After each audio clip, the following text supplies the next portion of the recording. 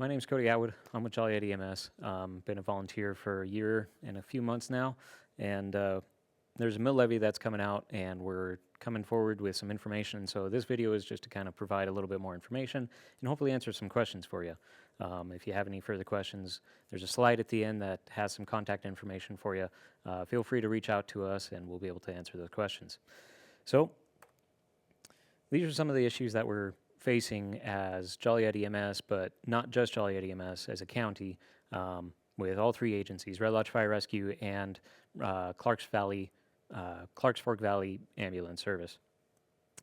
Some of the issues are volunteerism, funding, equipment and supplies, and some training. There's a little funny thing in there. Scientists have discovered that ambulances and taxis are in fact not the same thing.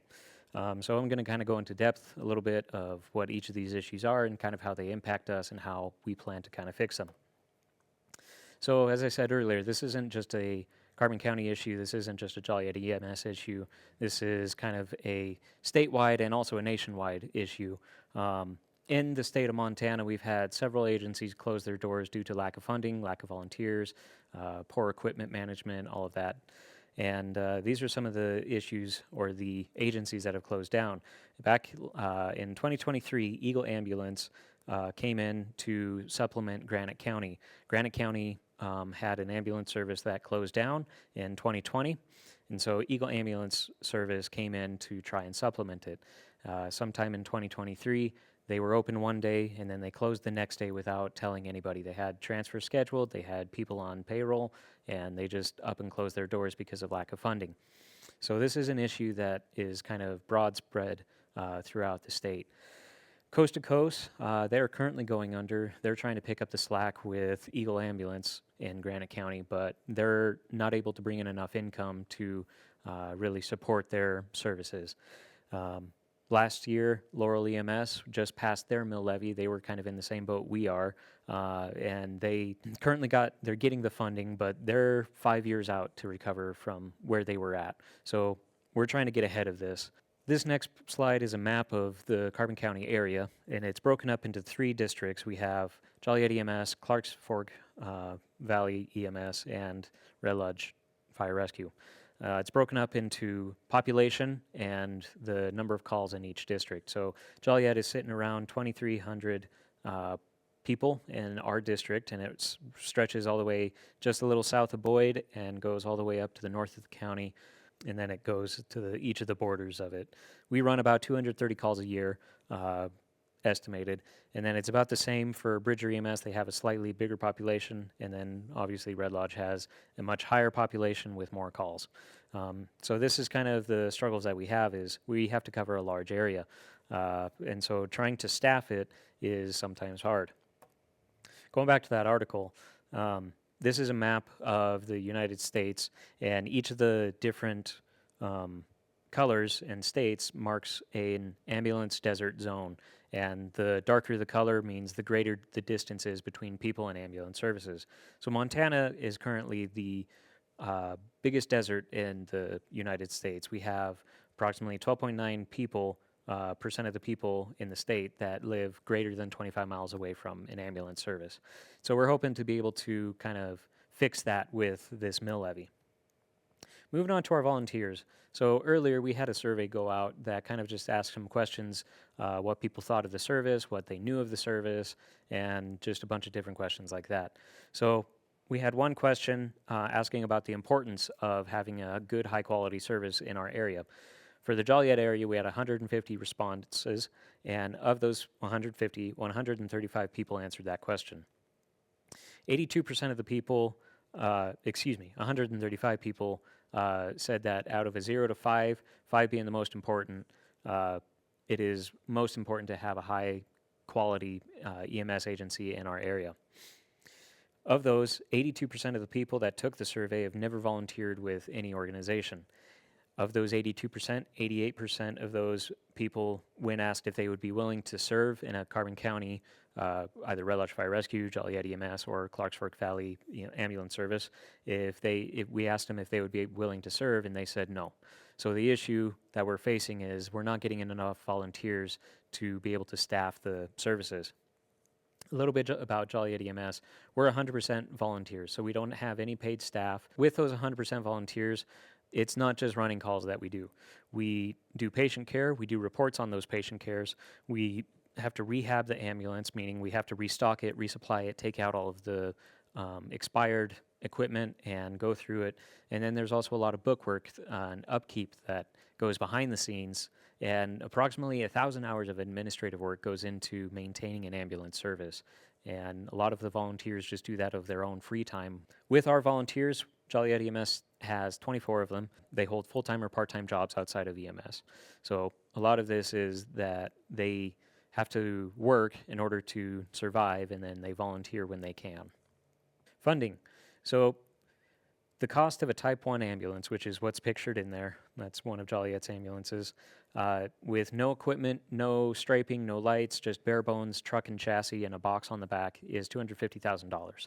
And then to outfit it with anything extra, lights, striping, equipment on the inside, it can go anywhere up to $100,000, if not more. So the equipment is very expensive, and it keeps getting more expensive each year.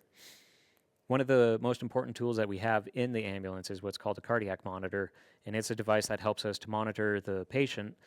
We can monitor pulse ox, blood pressure, a bunch of different stuff, but the main priority or the main purpose of that device is if you're having a heart attack, we can shock you. That will hopefully save your life. And each of those costs roughly $45,000 to $50,000 a piece, and it's required to have a cardiac monitor on each ambulance. So as those get old, we have to replace them, and they aren't cheap. So a monthly cost to update and restock each ambulance for us is around $1,700. And so that's with expired medications, expired equipment, and supplies that we need to rotate out. It's not that we throw the supplies away, we put them into training and we use them to help keep our skills up, but we have to make sure and maintain all of our equipment and supplies and make sure that they're not expired. Collectible billable income for Joliet EMS is around 50%. So when we bill out through Medicare, Medicaid, and private insurance, we only collect about 50% of that insurance.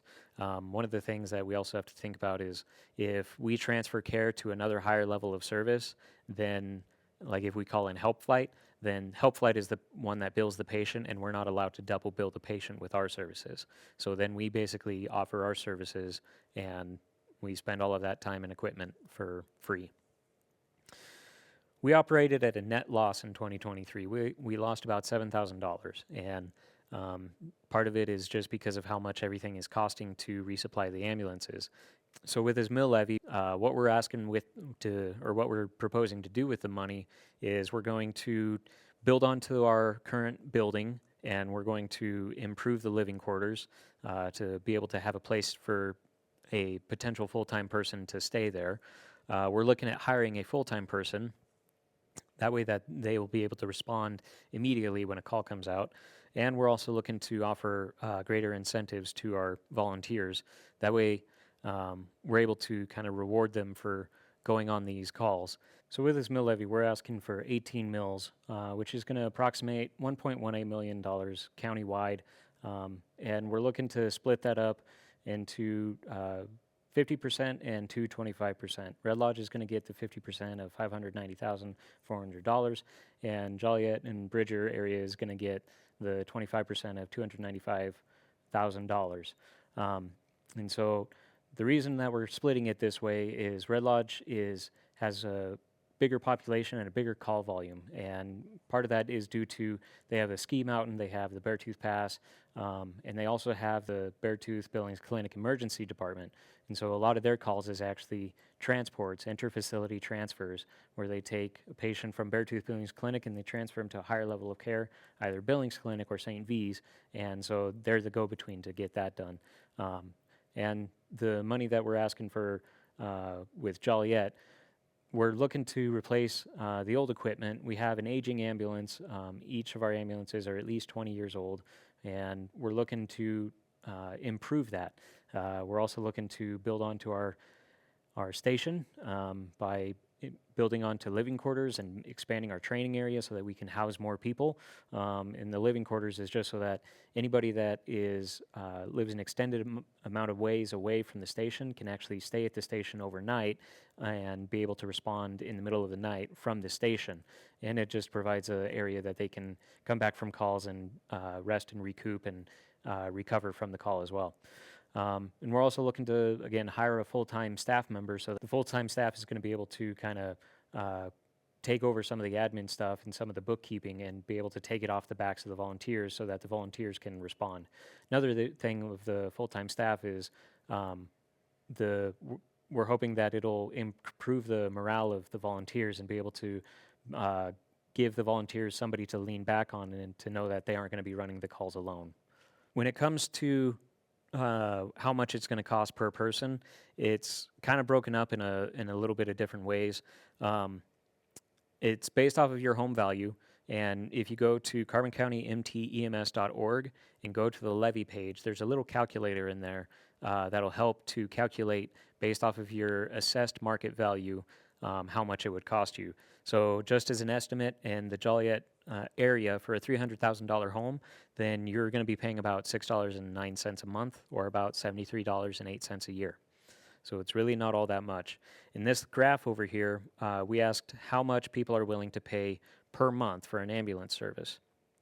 And the majority of people were saying that they'd be willing to pay $10 or $5 a month to help staff our ambulance. So we're just about right around there of what we're asking for in that regard.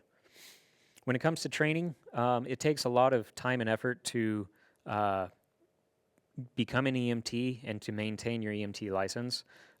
So for taking an EMT class, it could be anywhere from 3 to 5 months of training, and it could cost anywhere from $450 to $900. And it depends on how the class is structured, but that means that you're dedicating at least 1 or 2 nights every week to go and spend time to learn about how to become an EMT. And it's not easy stuff. To become a paramedic, which is 2 steps above an EMT, you actually need to go to college and to do an associate's degree through an accredited college. So for an example, with MSU Billings, it costs about $22,000 per year, and that's just for the 2-year program, but you still have to get in and be approved to take the course. So there's a lot of other time and requirements and costs associated with getting into a paramedic program. So once you get your license and you're an EMT or a paramedic or an AEMT, you have to get continuing education to maintain your license. So for paramedics, you have to get 60 hours of continuing education, and you have to get 40 hours for an EMT.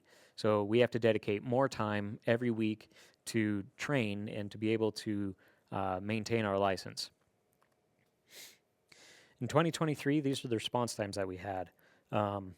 From the time that we received the page to the time that the ambulance went out of the barn, out of the ambulance bay, if it was less than 10 minutes, it was about 20% of our calls. And 10 to 15 minutes was 34% of our calls, 15 to 20 minutes was 24%, and then greater than 20 minutes was 22% of our call volume. Some of the issue of why it takes so much time for members to respond and for an ambulance to get on the road is because with having 100% volunteers and having some members that live greater than 5 miles or even 10 miles outside of Joliet, it takes time for them to stop what they're doing and to get their gear together and then respond to the station. So it's hard when they have a birthday party going on, or if it's Christmas or Easter, and they have to stop what they're doing and go and respond to the call.